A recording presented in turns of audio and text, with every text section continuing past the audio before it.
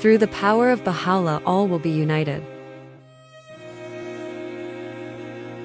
From a talk by Abdu'l-Baha, June 16, 1912.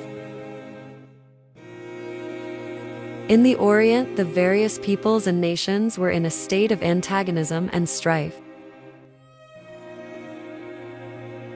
manifesting the utmost enmity and hatred toward each other. Darkness encompassed the world of mankind. At such a time as this, Baha'u'llah appeared. He removed all the imitations and prejudices which had caused separation and misunderstanding, and laid the foundation of the one religion of God. When this was accomplished, Muslims, Christians, Jews, Zoroastrians, Buddhists all were united in actual fellowship and love. The souls who followed Baha'u'llah from every nation have become as one family, living in agreement and accord, willing to sacrifice life for each other. The Muslim will give his life for the Christian for the Jew, and all of them for the Zoroastrian. They live together in love, fellowship, and unity. They have attained to the condition of rebirth in the Spirit of God. They have become revivified and regenerated through the breaths of the Holy Spirit. Praise be to God. This light has come forth from the east. And eventually there shall be no discord or enmity in the Orient. Through the power of Baha'u'llah, all will be united. He appraised the standard of the oneness of humanity in prison. When subjected to banishment by two kings, while a refugee from enemies of all nations, and during the days of his long imprisonment,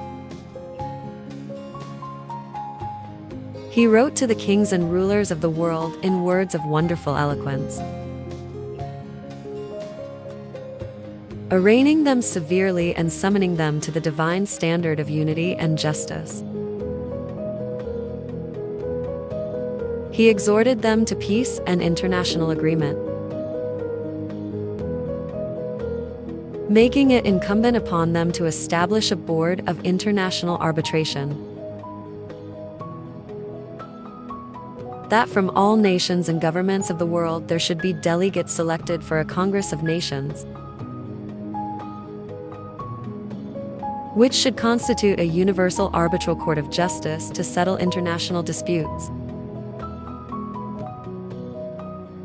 He wrote to Victoria, Queen of Great Britain, the Tsar of Russia, the Emperor of Germany, Napoleon III of France, and others,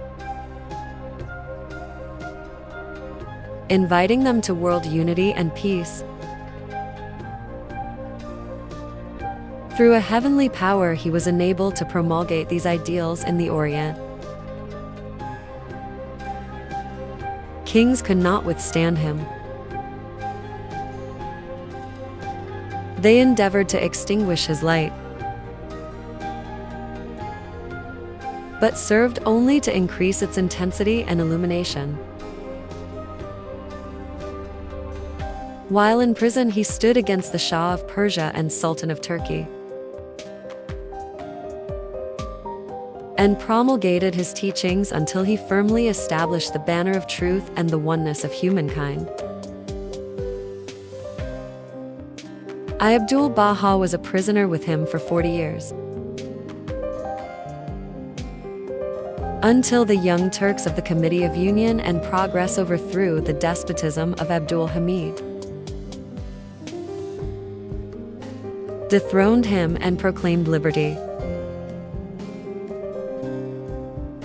This committee set me free from tyranny and oppression.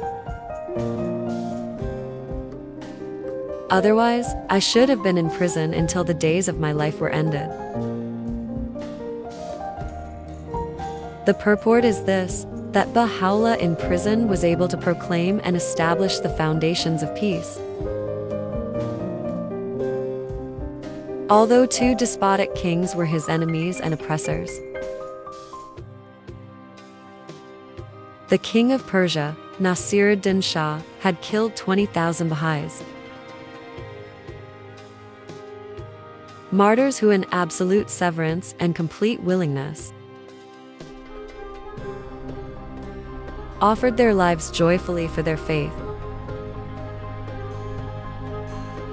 These two powerful and tyrannical kings could not withstand a prisoner. This prisoner upheld the standard of humanity and brought the people of the Orient into agreement and unity. Today, the year 1912 in the East, only those who have not followed Baha'u'llah are in opposition and enmity. The people of the nations who have accepted him as the standard of divine guidance enjoy a condition of actual fellowship and love. If you should attend a meeting in the East, you could not distinguish between Christian and Muslim. You would not know which was Jew, Zoroastrian, or Buddhist. So completely have they become fraternized, and their religious differences been leveled. They associate in the utmost love and spiritual fragrance as if they belong to one family, as if they were one people.